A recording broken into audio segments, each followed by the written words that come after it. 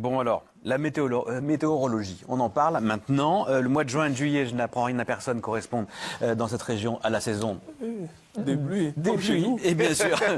C'est évidemment ce que nous confirme le docteur Jay Kwaku, le chef du département météorologique de la Sodexam. Il est au micro de Khalil Adam. Les périodes pluvieuses en Côte d'Ivoire dépendent des régions.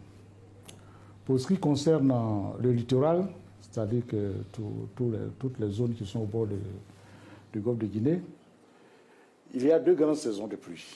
Une première saison qui va de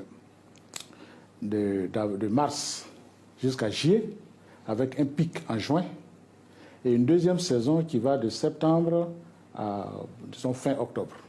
Pour ce qui concerne l'intérieur du pays, notamment Yamoussoukro et Bouaké, une première grande période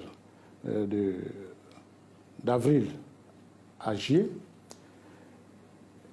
et une deuxième période de septembre aussi à octobre. Quant au nord, qui est représenté par la station de Korogo, le régime est unimodal, c'est-à-dire qu'il y en a une seule saison de pluie centrée sur le mois d'août, mais la saison commence en mai. Pour ce qui concerne le littoral, notamment Abidjan, le mois de juin est un mois particulièrement pluvieux. C'est le mois où il y en a le pic de la pluie. Il y a des années où même on peut recueillir près de 700 mm pour ce seul mois. On a à peu près deux jours sur 3 où il va pleuvoir.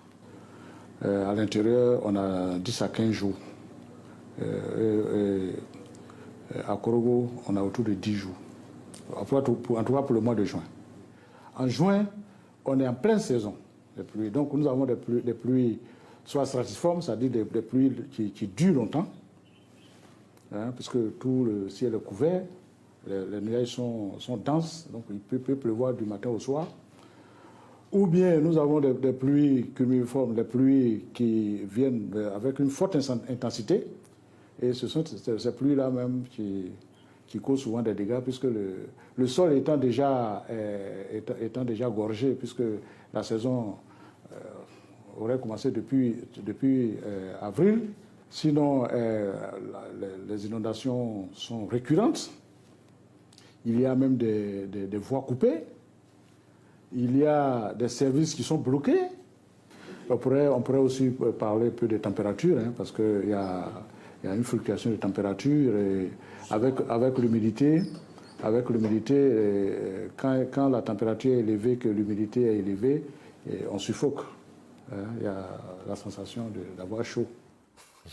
Voilà pour les explications du docteur Jay Kwaku. Kaba, en tant que Guinéen, vous êtes bien sûr un voisin de la Côte d'Ivoire. Vous confirmez que c'est assez compliqué de jouer au football en juin, visiblement, essentiellement. Ouais. Juin, juillet aussi. Donc après nous, c'est un peu plus lent. Donc c'est juin, juillet, août même. Mais bon, là-bas, c'est juin et juillet. Donc de mettre une Coupe d'Afrique à ce moment-là, c'est compliqué déjà que c'est en fin de saison.